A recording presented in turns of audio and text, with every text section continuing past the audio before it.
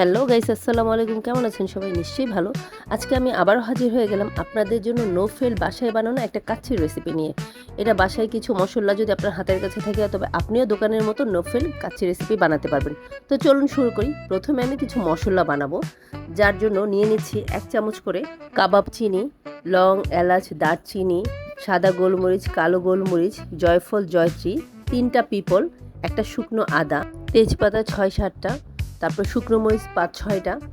আর হলো পিপলটা কিন্তু অবশ্যই দিতে হবে, এটাই কিন্তু কাচ্চির টেস্ট বাড়ায়। মানে কাচ্চি বলতে যে জিনিসের ব্যাপারটা, এটা কিন্তু কয়েকটা মশলা, তার মধ্যে পিপল একটা অন্যতম।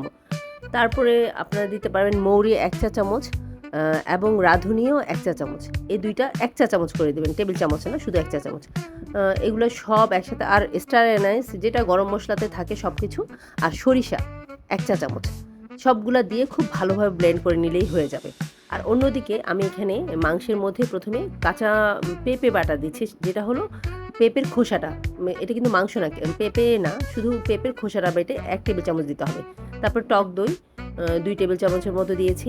তারপর শুকনো মরিচ, যার ঝাল যতটুকু খেতে চান ততটুকুই দিয়েছি। আর আদা, রসুন, পেঁয়াজ একসাথে আমি বেটে নিয়েছি, এটা আমি 5 টেবিল চামচ দিচ্ছি। আমি এখানে 3 কেজি বেশি, 3.5 কেজির মতো মাংস নিয়েছি। তো তারপরে এখানে হলুদ, মরিচ, ধনে, হলুদটা আমি কম দিয়েছি, অল্প হাফ চা চামচ দিয়েছি। আর ধনে, জিরা, আলাদা করে জিরা টালা যেটা, সেটাও দিয়েছি 1 চা চামচের মতো। তারপরে এই যে স্পেশাল যে গরম মশলাটা বানালাম ওইটা দিয়ে দিয়েছি। এটা কিন্তু খুবই ফ্লেভারফুল হয়, এটা খুব বেশি দেওয়া যাবে না, 1.5 টেবিল চামচের মতো দিলেই হয়ে যাবে, এর বেশি দেওয়া লাগবে না। তারপরে আমি এখানে টমেটো ক্যাচাপ দিয়েছি, সস না, টমেটো ক্যাচাপ দিয়েছি 1.5 টেবিল চামচের মতো, লবণ স্বাদ অনুযায়ী দিয়ে এখানে আমি অল্প একটু সরিষার তেল দিয়েছি, খুব না, খুবই অল্প, 1 টেবিল চামচের মধ্যে দিয়েছি। আর অন্যান্য ঘি আর তেল তো যাবেই, এটা না দিলেও কোনো সমস্যা নাই। তারপর এটা খুব ভালোভাবে মাখিয়ে রাখতে হবে মিনিমাম 3 ঘন্টা, বেশি সময় মাখালে কোনো সমস্যা নাই। তারপর মাখিয়ে আমি এই যে সেট করছি। প্রথমে আলুটা তো ভেজে, সবাই জানেন কীভাবে ভাজতে হয়, আলুটা ভেজে মাংস দিয়ে আলুটা দিয়ে দিয়েছি, পেঁয়াজ বেরেস্তা দিয়ে দিয়েছি। তারপর আলু বোখারা, ওটা আমার স্কিপ হয়ে গেছে দেখানো। আলু বোখারা, কিশমিশ, এগুলো সব দিয়ে উপরে একটু গুঁড়ো দুধ ঢেলে দিয়েছি। তারপর মাও দিয়েছি, এটা আমার তাড়াতাড়ি করতে গিয়ে স্কিপ হয়ে গেছে। তারপর চালটা সিদ্ধ করে আমি উপরে দিয়ে দিয়েছি। চালটা 80% সিদ্ধ করেছি, কুক করেছি আমি।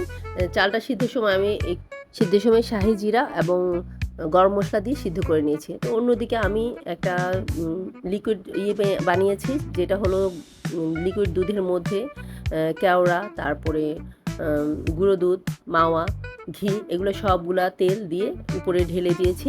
আর উপরে আবার পেঁয়াজ বেরেস্তা দিয়ে দিয়েছি। অনেকে কালার করতে চায়, তো কালার দেয়, আমি কালার করিনি। তারপরে এই যে আমি ঢেকে দিয়েছিলাম, আমি জাস্ট তাড়াহুড়োর মধ্যে ছিল দেখে পুরো নিতে পারিনি, কিছুটা স্কিপ হয়ে গেছে। এটা হওয়ার পরের লুক, এই যে দেখেন, বাসায় কিন্তু বানানো, কতটা ঝরঝরে এবং সুন্দর হয়েছে। আমি খুব গরম ছিল, এই জন্য আস্তে আস্তে করছি। মাংসটাও অনেক সিদ্ধ হয়ে গেছে, এই যে মাংসটা আমি আপনাদেরকে দেখাচ্ছি, মাংসটা খুব ভালো করে কুকড হয়েছে। তো আজকে এই পর্যন্ত, সবাই ভালো থাকবেন।